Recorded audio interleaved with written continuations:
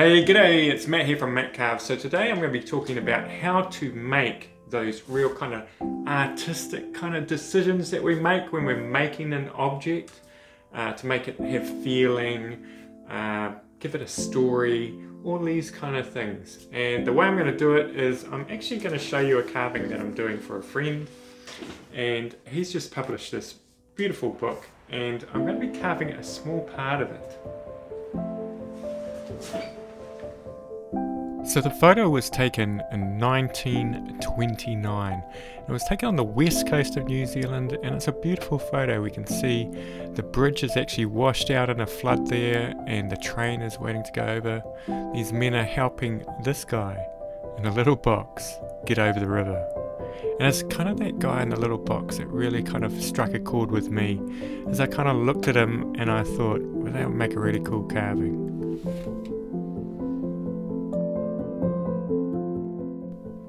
So as I look at this photograph, I kind of think to myself, what are the parts that make it really stand out? And I think it's his hat and that white shirt that he's wearing with his suit, and also the hand that's coming over that box.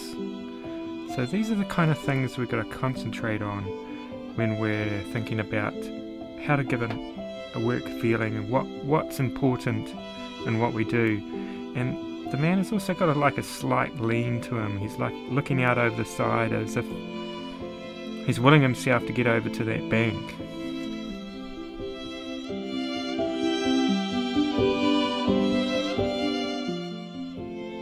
Jeffrey, the man who wrote the book and a family friend, he was telling me about the photograph, and in the back of that box where you can't see is actually something that's a very precious cargo. And I've actually decided to carve it, even though you can't see it. It's a part of the story and a part of the history. And anyone who knows that photo will probably look in the back of the box, anticipating to see it. So I kind of feel like I have to carve it. And that feeling is not because I might disappoint people, but maybe more that I'd disappoint myself. Because I feel it's a part of what art is, you know, carving the unseen. So yes, you will get to see what I'm talking about at the end of the video.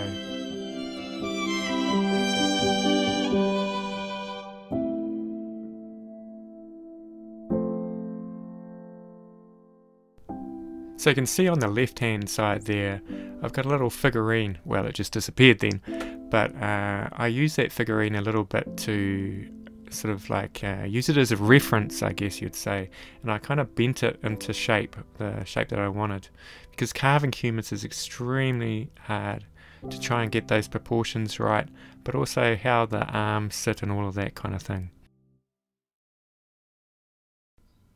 As we couldn't sort of see what was in the box, I had to sort of guess how the man would be sitting, and I sort of had him sort of kneeling on his knees, because I kind of thought that's what I would do if I was in the box.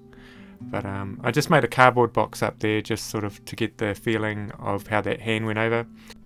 And yes, the hand broke off there, so you always have these little problems, especially with these real small carvings, because things are quite weak. And so the wood is kauri, and it's a New Zealand native wood, and I think Jeffrey will appreciate that I've made it out of that. So it is actually recycled wood as well, and it's from a old building. So when we want to sort of use materials in artistic ways, we can actually choose materials that speak to the work itself. So this is, talking of history, so it's quite wise to use a native timber.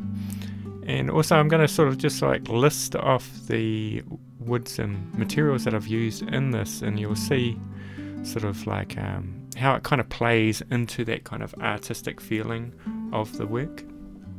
And I'll just do that along as the video goes.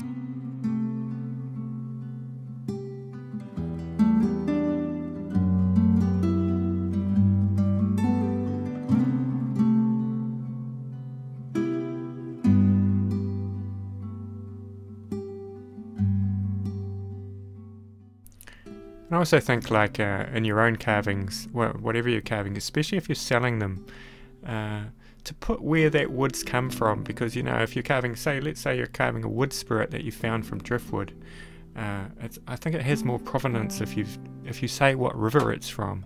You know, people can then identify with it, and it just gives that sort of your carving a little bit more of a story of location and where it's come from. And you can see there I'm just fixing up the arm, so I'm putting an internal rod in it, and that's a little brass rod. It's a little pin that I think I got from like a jewelry store or something like that. So I then just put some epoxy glue on there, and I've pre-drilled a hole, as you saw, and then I will just put the brass rod in it, and it sort of keeps it in place as well.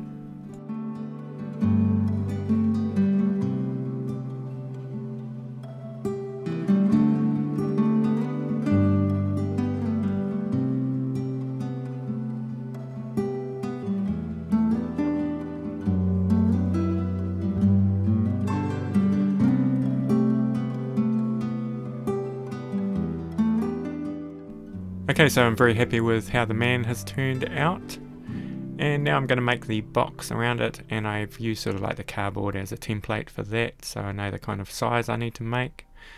Just putting a few little details there.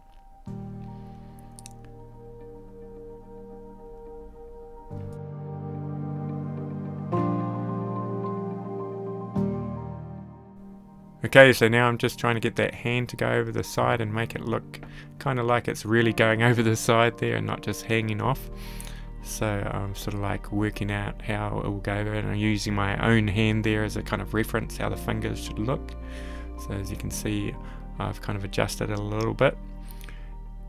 And I think it's important especially when you're doing these really small carvings, is not to get too caught up on every detail, but just choose out details that tell a story.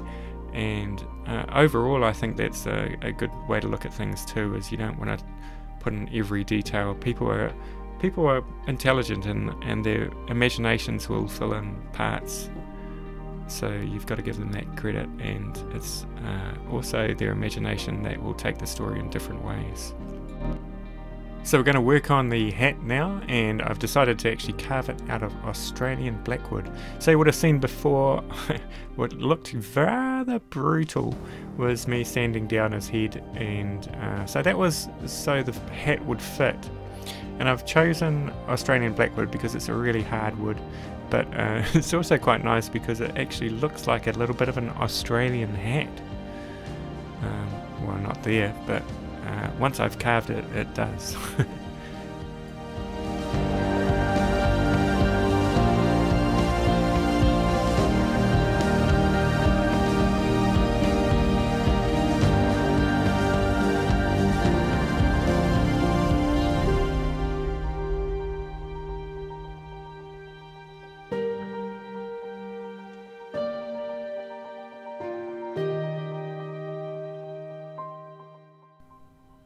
Although I'm really happy with how that looks, it's kind of missing that kind of suspension on that wire look. So I've got to make something to suspend it, and I think I've come up with a solution.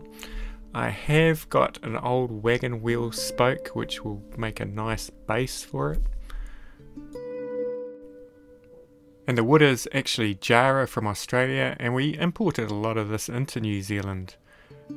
Probably maybe around the time that that photo was taken, and it was used a lot for fence posts and things like that, and wagon wheel spokes. So I'm going to clean up this wagon wheel spoke because I can see that the grain in it will almost kind of look like water. So I'm just going to do that with that evil looking attachment on the angle grinder.